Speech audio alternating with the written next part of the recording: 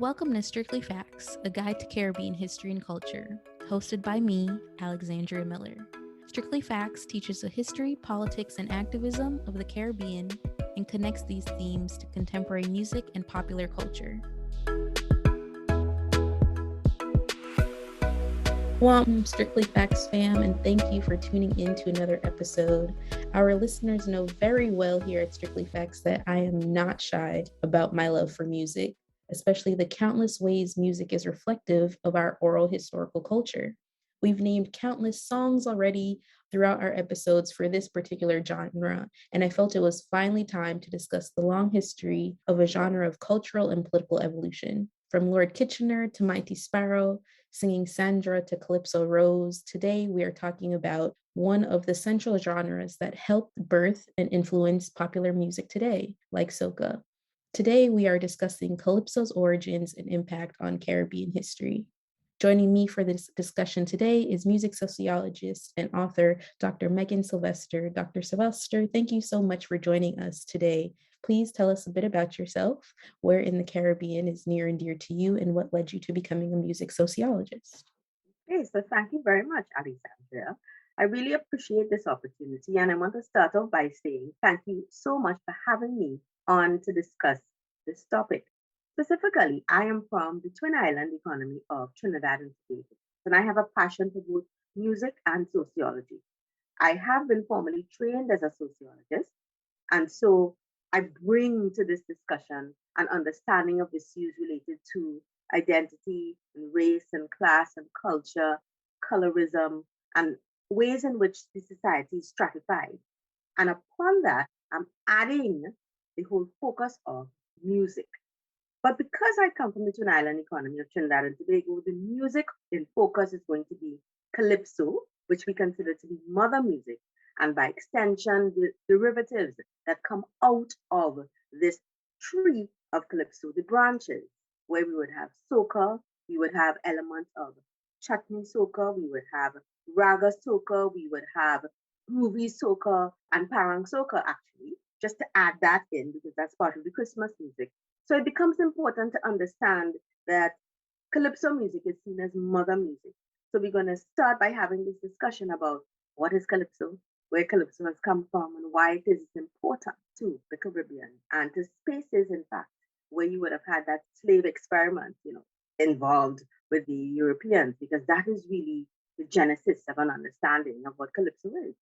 Because if we start by understanding what is calypso, we start by understanding that there is this music that was a direct response by the slaves in terms of treating with or dealing with the slavery reality. And so we have different types of calypsos that we see today. But then when we think about what went into that, we think about the slave masters and the overseers in terms of looking at the ways in which they would have been ruling. They would have been the directorate at the time of the plantation and the way in which they would have been ruling the plantation. The slaves, of course, would have come having a view of life, having a view of management styles, because we must understand that slaves are not to be seen as uneducated individuals, all right? Those snatched and grabbed, they were individuals who were quite educated. And so we need to understand that. And when we talk about education, we mean for their time. And then we look at the whole concept of the social commentary. Where does that come from? Slaves also took the opportunity to make fun of the slave masters and the overseers. And so we get that social comment. Also, part of that social commentary within the calypso is about the life and times of the plantation, what was actually taking place. So slaves are also using this original calypso art form to poke fun at other slaves, to speak to that issue of life on the plantation. We also speak about humor coming out in the calypso art form. And we know that this is another way in which we see the genesis, where there are some slaves who were given to having that type of approach to dealing with the stress and the strain and the tension of being on the plantation. And so they were the ones who would have had that kind of Falstaffian kind of perspective about how we deal with what's happening. So you had the concept of the buffoon, you had the concept of individual who would poke fun and use their body, use themselves, use their voice, use their facial expression, their intonation to get that message across. And so just to, give a sense of that, you would have had the origin of the political calypso, the social calypso, and the humorous. Thank you so much for starting there. I think you've answered quite a few of my questions already. I think what I really want to center on is the fact of this historical connection to the importance of this commentary. And I think we even see that, if we fast forward a few centuries into more contemporary music. I especially think of there's this period of censorship within Trinidad in terms of calypso. And so could you talk more just a bit about, calypso's ability primarily in the 20th century and going forward to also provide that same social and political commentary through culture, and maybe even the important role that the calypsonian takes up in society? Okay.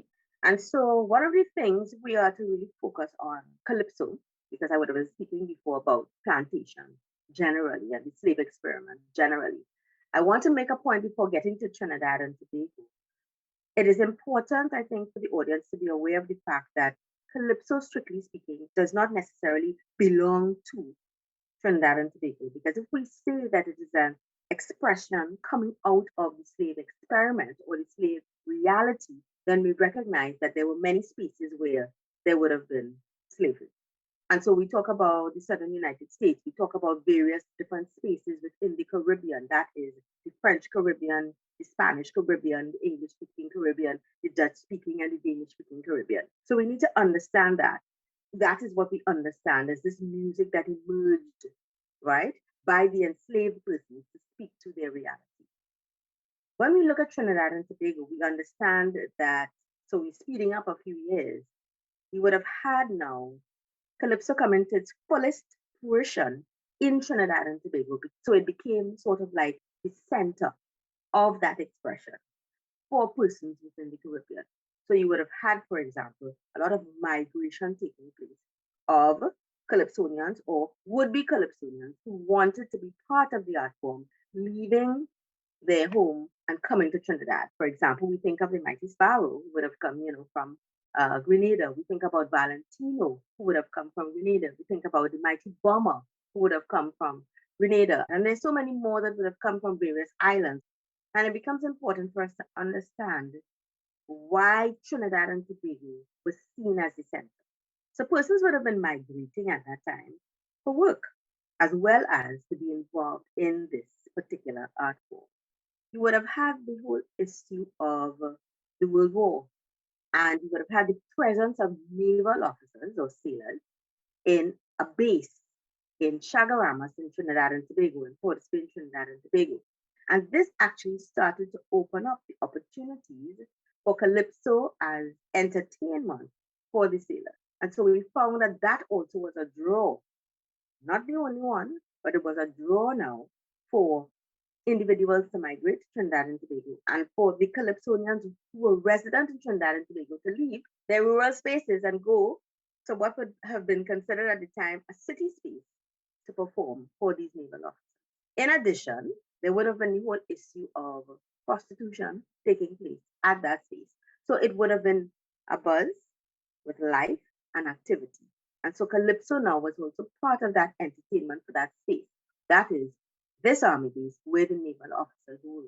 And so we understand when we look at Calypso at that time, and I want to mention for your audience to be aware, the first known recording of Calypso would have been in 1912 by Lovey's band. But the interesting thing is that that was an instrumental. So what we're actually talking about now, when I speak to the whole issue of the naval base, etc., we're talking about English lyrics, and to some extent, English and patois lyrics being used in the performance of the calypso. That is being used as part of the lyrical backing of these songs. So we see that trajectory moving from the musical or the instrumental coming all the way down, adding in the various languages or pidgins or, the different dialects of the spaces. In particular, if we're talking about Trinidad and Tobago, you would have had that broken French, that patois, and the English being used. So you would have had a combination of the instrumentals, the African dialects that the slaves would have come with. You would have also had that French. You would have had that mixture of some of the Spanish, because we're talking about all of the Europeans that are now coming to Trinidad and Tobago. We're talking about wars that would have been fought, yeah, for ownership of the territory. And all of that is adding to the music, adding to the ways in which the expression comes to. And so what we see happening is that the calypso at that time would have been sung using a different beat per minute. So it would have been slower than the calypso that we're looking at now. Why is that? One, because the naval officers needed to understand. They were trying to entertain them. They needed to understand what was being sung. They would not have been familiar with some of the dialects and some of the language that would have been used. Similarly, the Calypsonians, because they were also poking fun, which had been the tradition of Calypso from the very start, at some of the leaders at the time, who would have also been coming to be entertained along with the naval officers. The Calypsonians made a decision to use the double entendre, which is this double meaning, French for double meaning, because they didn't want the naval officers, about whom they may have been singing, as well as the leaders of the country, to be aware of, in totality, everything that they were saying. So they hid the meaning within the lyrics. So they were using this double entendre where they would say one thing, but it seemed as though they meant something else. And so that was another feature of Calypso at the time. Slower speed and the use of this particular figure of speech, as it were, to deliver the message. There's a point that you made in your answer that I think is really central to one of my goals here at Strictly Facts. It's the fact of the impact of migration. And I think oftentimes when we narrow, in a sense, what our considerations of the Caribbean are, especially because of national and geographic boundaries, migration, in my opinion, is a way to transverse that, right? And so you mentioned the Southern Caribbean. I even think of New York as being another central place where Calypso, starts evolving, especially with the migration of people. I even, would be remiss not to mention like a Harry Belafonte in the US, who also takes up these central roles. Another thing that I was thinking through as you were talking about, what came to mind is Mighty Sparrow's song, William the Conqueror, and how he uses that song to, in a sense, highlight a sort of pride for independence while also praising Eric Williams in a sense as well. And so there are all these sort of combinations, and the story is not linear. It's rarely ever linear in general, but when we add in that layer of migration to the story, it forces us to really reconsider national and regional boundaries. And so another point that I definitely want us to mention in this episode is the connection between Calypso and Carnival. So do you speak to that, especially for Trinidad and Tobago? So there is a very deep connection between Calypso and Carnival. And that is mainly because Calypso music was traditionally seen as carnival music. So that means that they would have grown up alongside each other. Not to say that they started at the same time, because of course we just spoke to the issue earlier in this conversation about where Calypso came from. But when we start to speak about this carnival expression, which mind you would have been started during slavery times, where you would have had the different type of carnivals, where you would have had the pretty mass carnival, which would have been the French variation of carnival, dressing up in the costumes and that kind of thing. And alongside that, you would have had what would have been seen as this low culture expression, which we see today as the old mass carnival taking place, where you actually persons dress up in costumes that are usually handmade to poke fun at the directorate or the leaders. So we see that having started to some extent during those times where we had the slaves having that kind of expression. But we also note that if we look at it later on in its history, Calypso music has been seen to be carnival music. And that is an early iteration of carnival. Now it becomes important to understand that Calypso music is also about speaking to issues and themes like colonization, decolonization, speaking to the whole issue of this search and this demand for independence, speaking about republicanism, that is becoming a republic, moving away from having any sort of British rule in terms of having the governor general be the head of state. So you would find that there are various songs that would have been written by Calypsonians along the way for the carnival season that spoke to those issues. Because I think in today's society, we tend to think of a song being created, that is a calypso being created to speak to perhaps the issues taking place in this society, but because it's the time of year in which the songs are released, there seems to only be this link between this is a calypso for carnival. However, what we saw in the earlier days, though the songs were created at the same time or for the same season or festival, what we really saw was the songs were heavy on the political commentary.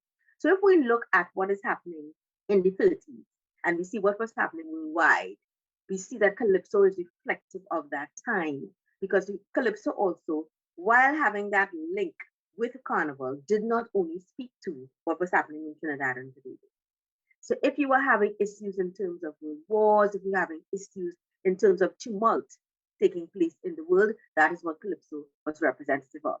You're coming down to the 40s, you're coming down to the 1950s, you're coming to the 1960s. So you're talking about civil rights movements. You're talking about what is happening in the United States, what's happening in Canada, seeing a direct relationship between the lyrics of calypso being produced for the carnival season and what is happening overseas. All right. And so it becomes important. Then we see the 1970s. So we're talking about the 1960s. I just spoke about civil unrest, but I'm speaking about that internationally. See then what's happening in Trinidad and Tobago in particular. You see 1962 is this independence. And so you have those kinds of discussions. You see, you mentioned, Sparrow earlier, and you have the song talking about the federation in terms of what's happening in the region.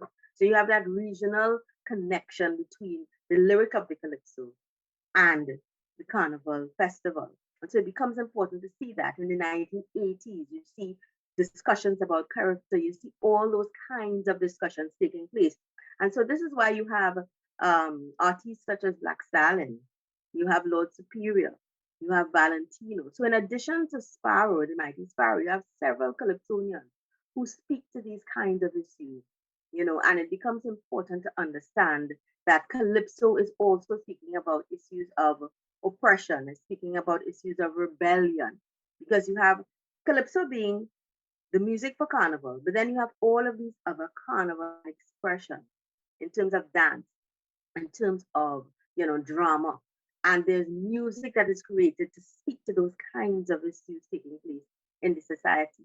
We see evidence of calypso also speaking to the political issues taking place in terms of whenever there's a change in government, in terms of the role of the directorate and the role of the other party that would have been in power. How are they, dealt with within the calypso in terms of the conversations that people are having on a day-to-day basis? And so it becomes important to just trace in terms of the trajectory of the themes of calypso. I prefer, generally speaking, to look at it in decades, because I think that really encapsulates, I would have said earlier in this conversation, that 1912 is the first known recording of calypso, but that of course doesn't mean that there wasn't calypso before, because we recognize that, we're talking about the 1800s in terms of when slavery would have been, in its heyday. And so it becomes important to understand that as we come down, we look at that expression. Now, when we look at what calypso has become, calypso is mother music, it is the brand. And then we have soca, and we have the different variants of soca music. So for some individuals within, the fraternity, they speak to the fact that they do not see that calypso and soca is different. They just see it as a different expression, but coming from the same root. So you may have a sped up beat, or you may have increased beats per minute, but that all that means is that it's an upbeat calypso. And when we look at who would have started that sort of discussion, we speak to Lord Shorty, speaking to Endless Vibration, speaking to Indrani, and the whole fact that, in the lyrics of his song, he's talking about the populace calling for a different kind of beat, a different kind of movement. But this is just showing the continuation of the calypso art form. There are other artists within the fraternity who say fundamentally, no, they disagree. They say calypso is calypso and soca music is soca music. And so it becomes important to chase that. We have Kitchener speaking to that. We have Sparrow speaking to that. And so we understand when we listen to calypsos over time that we see older buds would have had a particular perspective about what Calypso was and what Calypso is. And then we would have had new generations. And this is why I mentioned this 10-year span in terms of looking at the contribution of the performers and how they interpreted, because they are basically interpreters of what is happening in the society, and then they bring them out in terms of the expression, within their lyrics and their stage performance, the music that accompanies. As you were walking through your timeline, I had an earlier episode where we were talking primarily about religion with Dr. Khan's book, Far From Mecca. But I also, in that conversation, we were talking about the 1990 coup and talked about songs like Brother Ebony's Abu Bakr Takeover. So just to add that other layer and for our listeners to bring that connection forward. And I really like that framing of looking at things by decade to sort of help with how we see this evolution taking over. I think we can also not talk about Calypso without talking about the Calypso Monarch contest. In that, especially as a women's historian, would be remiss not to also mention that important layer of what women have also done for the genre. And you know how Calypso Monarch it sort of evolves, right? Because it was initially, it went to name a Calypso king. What I want to do is I want to start with today and then move backwards for this particular response. And so if we look at Trinidad and Tobago, if we're focusing on those two islands and looking at the Calypso expression, we're looking at what's happening. It's carnival time now, and it becomes important to understand that we are having a taste of carnival this year. So this is 2022, and we're having a taste of carnival. What that means is that you're not going to have a full-fledged, competition, because carnival and Calypso competitions have become synonymous. And we have more women now being involved in the Calypso art form. And so that becomes important. And I want to name some names because I think it's important for persons to know, because we are so familiar as an industry in terms of understanding who the males are. So we talk about Tigress. She is from Trinidad and Tobago, and she actually is living in South Carolina, but goes back every year to perform. We speak about Lady Watchman. We speak about Corinne Asher. We speak about Tiny. We speak about Magella Simon. We speak about Maria Bola. There's so many names. We speak about Lady Adana. These are names that persons may be saying, okay, but I'm not familiar with these names. So we take it back to understand, who are these ladies really standing on the shoulders of? They're standing on the shoulders of this first expression of the female in the Calypso tent, not Calypso Rose. We're talking about Lady Irie. So Lady Irie would have been married to her husband, whose sobriquet would have been Lord Irie. And they were literally performing in the tents in the earlier days. And so she was actually the first female to be performing in the Calypso tent when we look at Trinidad and Tobago's history of the female in the Calypso tent. Then we see Calypso Rose coming on the scene and having that kind of expression. And if we understand that Calypso Rose is still alive, if we understand that Calypso Rose is still performing, and we understand that Calypso Rose actually has sort of reinvented herself in terms of her contribution and her association with Carnival, going on to win what we would now call a French equivalent of a Grammy. And it becomes important with management, how she sort of reinvented the expression that she wanted to share with the world. It becomes important, we mentioned earlier, Alexandria, the whole issue of the naming of the competition. It was the Calypso King competition. And when you had Calypso Rose attaining the crown, it had to be changed to the concept of the monarch. And so since then, that has really been the name of the competition, this Calypso monarch. Who is going to win this monarchy, as they would say in local parlance? And so we've seen that we've had Singing Francine also being part of that, of course, hailing from Barbados, but performing, a lot in Trinidad and Tobago. And so that brings with it the whole idea of migration that we were speaking about, and persons from the Caribbean, not necessarily only Trinidad and Tobago, being part of this particular art form.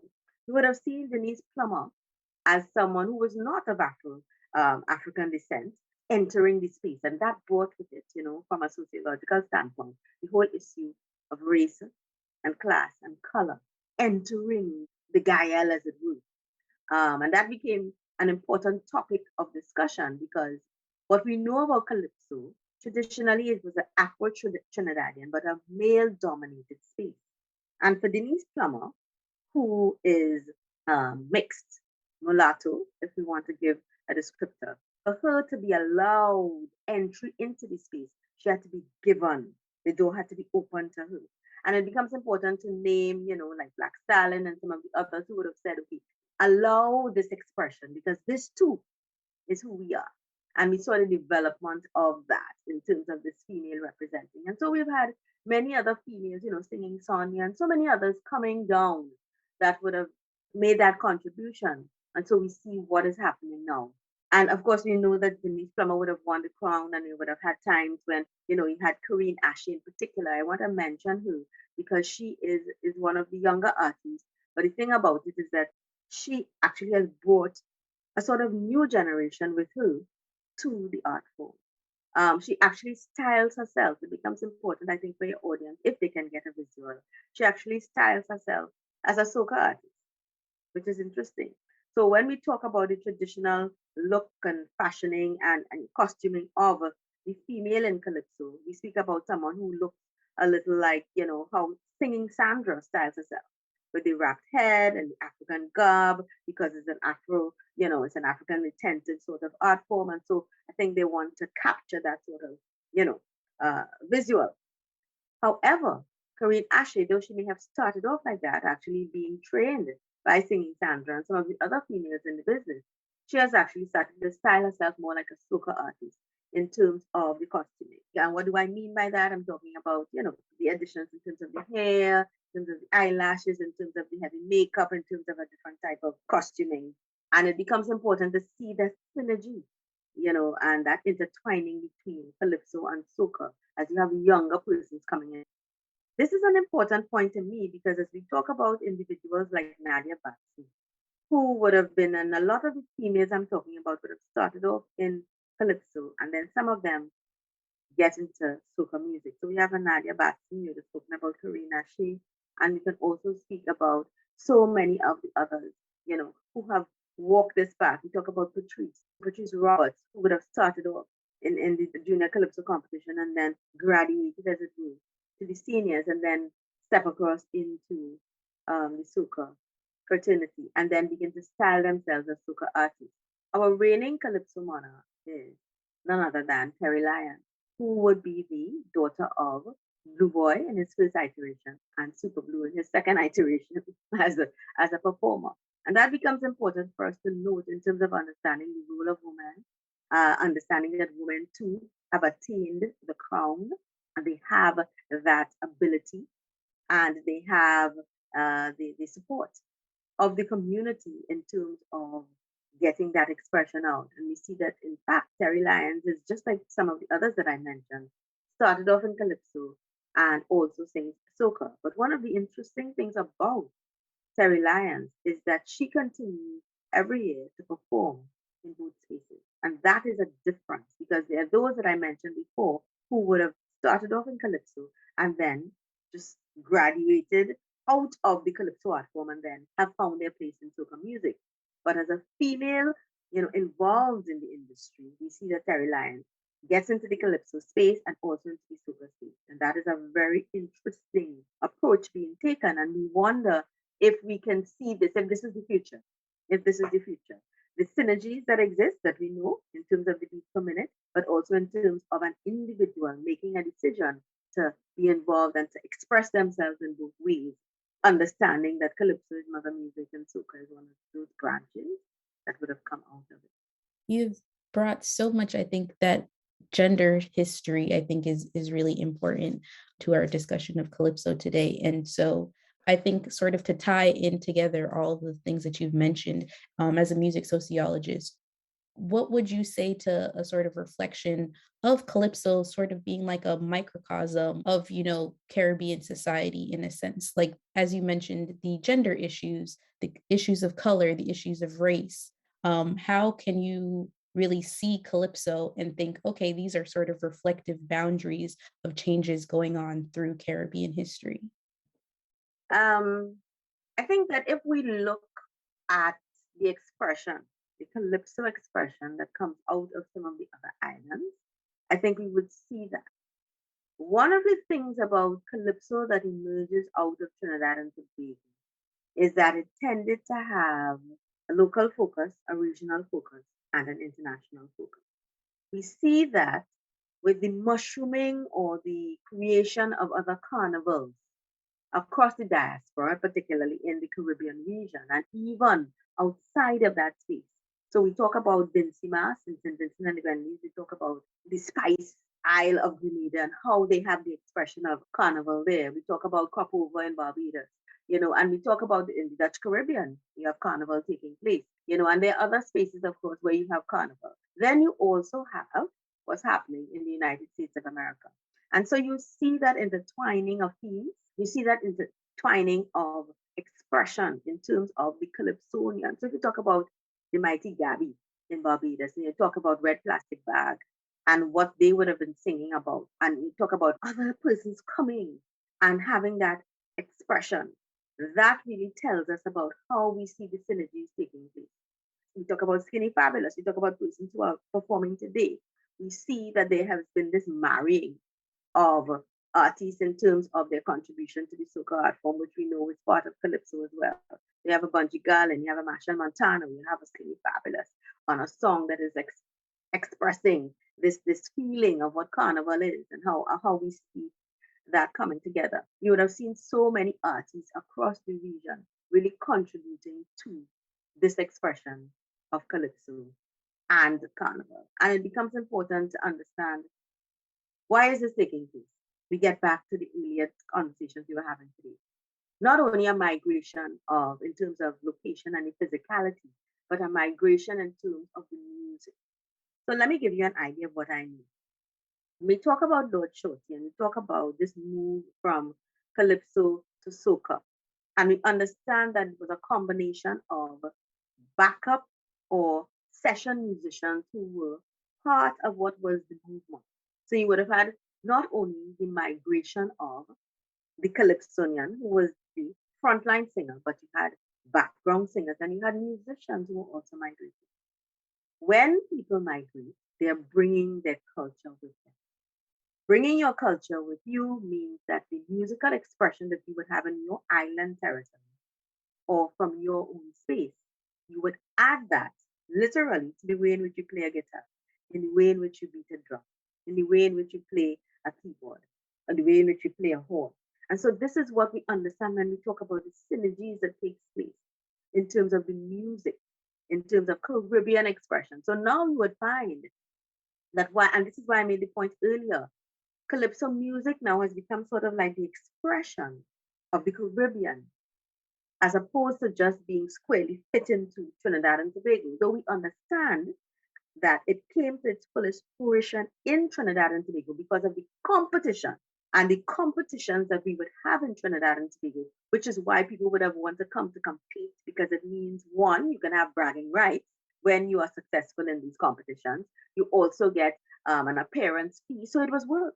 So if you fancied yourself a Calypsonian or somebody who wanted to say something through the Calypso art form, coming to Trinidad and Tobago was a way to demonstrate your acknowledgement of your desire to be part of this fraternity. And so we understand that. But now that we've had the mushrooming, as I indicated earlier, of the carnival, you have Calypso expression across the region, across the Caribbean region. And so you have that being part of what is taking place. I've actually had the fortunate opportunity to be part of the carnival scene in the Dutch Caribbean.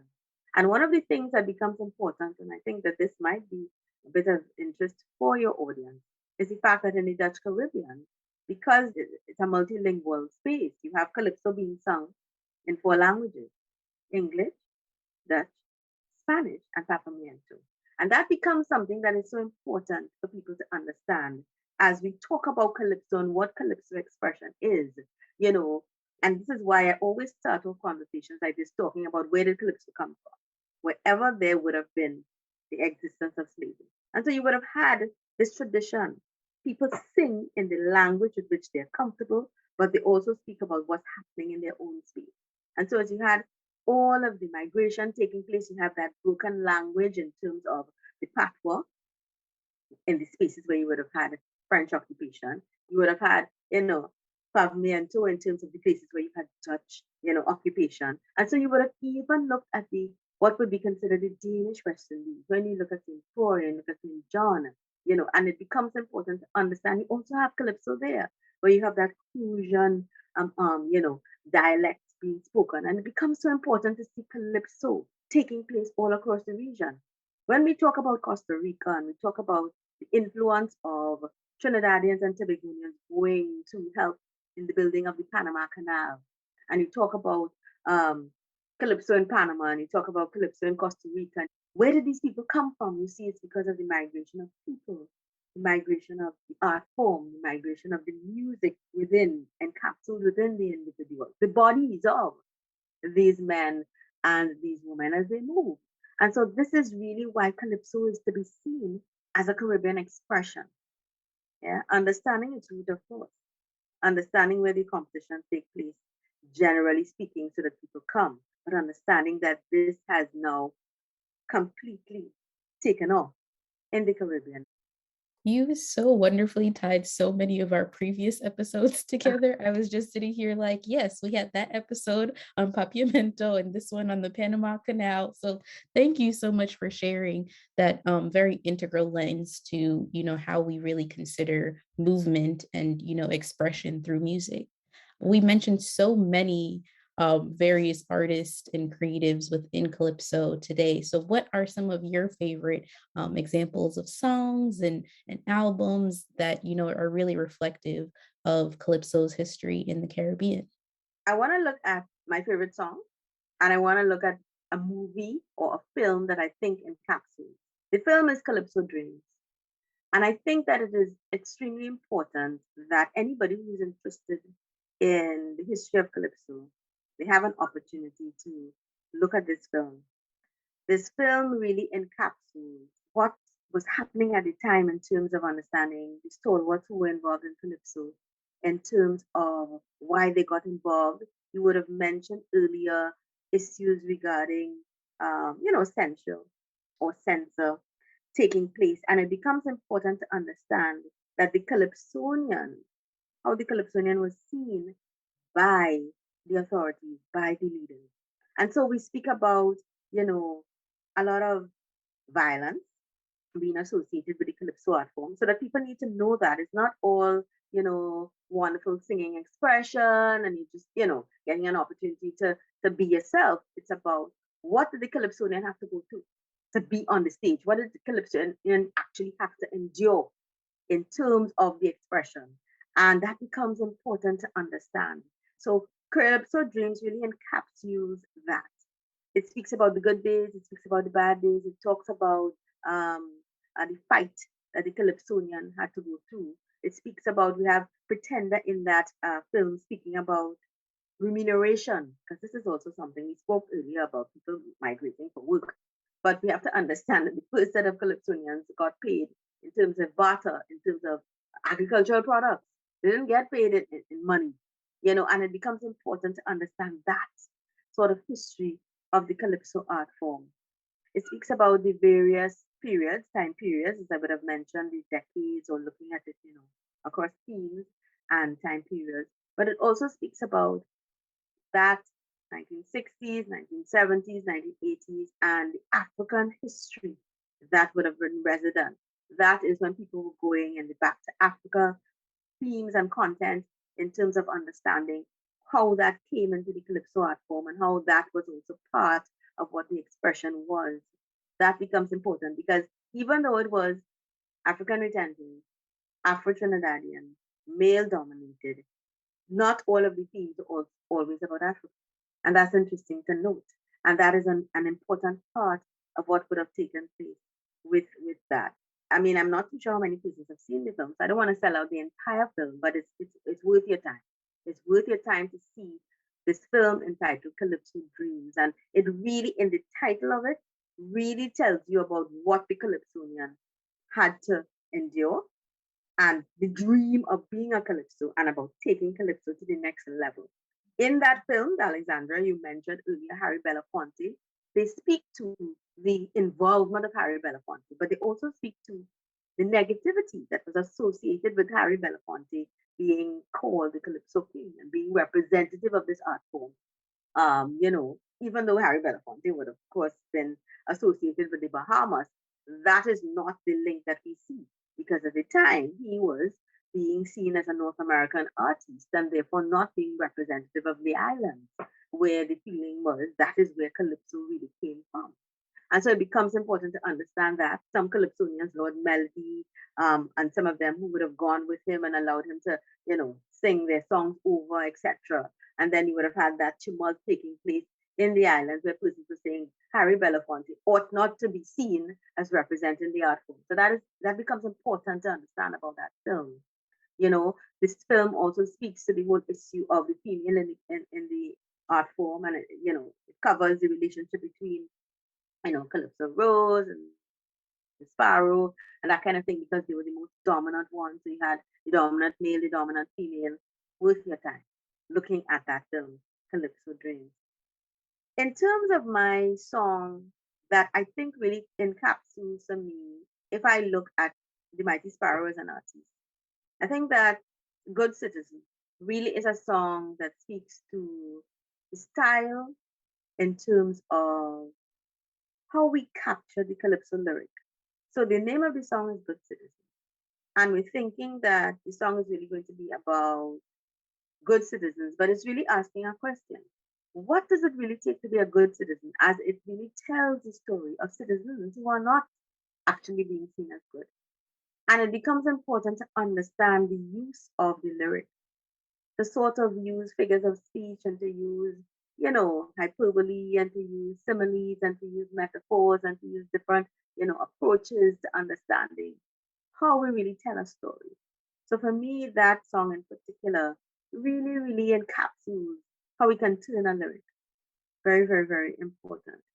There's so many other songs. I mean, my artists in particular that are favorites would be like Black Stallion, would be Kitchener, just to look at some of the older ones. In particular, special mention must be made of the Mighty Shadow. Because for some persons within the fraternity, we tend to see that Mighty Shadow had a subgenre of calypso on his own that was almost separate and apart from what was happening with the other calypsonians, because he had his own style, he had his own music, etc. And so it becomes important to see that Shadow must be given special mention. And if we look at the females, we see, of course, as I would have mentioned earlier in this conversation, we have Calypso making that dance, singing Francine in particular, and we think about the themes. One of the things I want to mention, because it would be remiss of me not to do so, is the difference in themes of the Calypsos that are sung by men as opposed to women. Women would have really spoken to the issues that were affecting the family, that were affecting relationships, that were affecting issues of the responsibility of the male in terms of taking care of the family, taking care of the responsibility in terms of the financial stability of the family, issues dealing with domestic violence, dealing with rape, dealing with incest. And it becomes important to understand that Calypso too spoke to those issues. Social commentary, but those are some of the issues that would have been affecting the society, not only at that time, but the fact is that those themes were raised within Calypso. When we look at what males tend to sing, they tend to speak about issues external to themselves, as well as what was happening in the general society and the region as a whole and internationally. So you would have found them speaking to sometimes relationship issues. If we think of Tiger saying in 1935, Money is King, he's literally talking about what is happening, between a man and a woman in a relationship and that the woman really wants money. So there are some relationship issues that would have been tackled, but basically they would have been speaking about what's happening in society. So we look at political issues, economic issues, financial issues, issues looking at the government and the other part of the structure, making statements about judicial issues taking place. And so it becomes important to look at that in terms of the themes of what's happening. When we look at, if we bring it down in terms of the trajectory, in terms of looking at more modern times, and we're looking at the calypsos that have really had an impact from my standpoint, I think it becomes important that we not focus so much on female expression versus male expression, but we look at the expression coming out of Calypso. And I think that is how it has morphed. Now, this is my perspective about what the Calypso has done.